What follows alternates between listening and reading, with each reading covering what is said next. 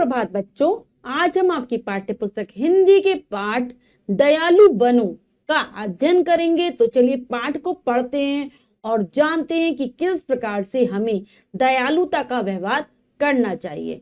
तो पाठ को पढ़ते हैं। पाठ दयालु बनो। प्रस्तुत चित्र को ध्यान पूर्वक देखिए और इसमें क्या हो रहा है यह सब अपने मित्रों को बताइए। तो चलिए चित्र को देखते हैं। तो बच्चों, हमें एक चित्र दिखाई दे रहा है।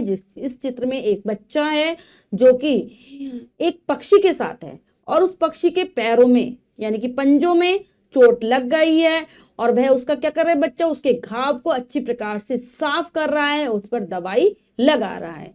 तो बच्चों, इस पाठ के माध्यम से हमें क्या सीखने को मिल रहा है कि हमें पशु पक्षियों को सताना नहीं चाहिए। चिड़ियों हो, कोई भी जानवर हो, तोते हो, मैना मोर, कोई भी पक्षी हो, अगर हमें वो दिखता है आसपास तो हमें उसे नुकसान नहीं पहुंचाना चाहिए। उसको कभी पत्थर नहीं मारना चाहिए या फिर गुलेल आदि से, जिस भी चीज से हम उसको नुकसान पहुंचाने का कार्य करते हैं वो हमें नहीं करना चाहिए। साथ ही साथ अगर हमें दिखता है कि कोई पशु घायल है, कोई पक्षी घायल है, उसकी चोट लग गई है, तो हमें प्रयास करना चाहिए कि हम उसके घाव को, उसके जख्म को साफ कर दें, उसकी सहायता करें, उस पर दवाई लगा दें, पट्टी बांध दें।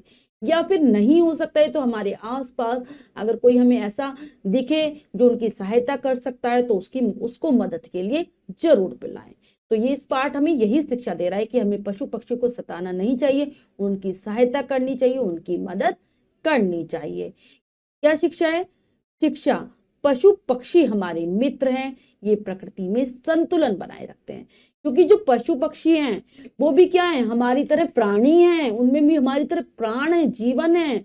अगर ये नहीं होंगे तो प्रकृति में संतुलन ठीक से नहीं रह पाएगा। क्योंकि अगर हम पर्यावरण में संतुलन रखना चाहते हैं कि मतलब पर्यावरण बहुत अच्छे से कार्य करे, हमारे आसपास सब कुछ अच्छे से होता रहे, तो हमें सभी प्राणियों को जीवित रखना जरूरी है, तभी प्रकृति में संतुलन बना रहता है।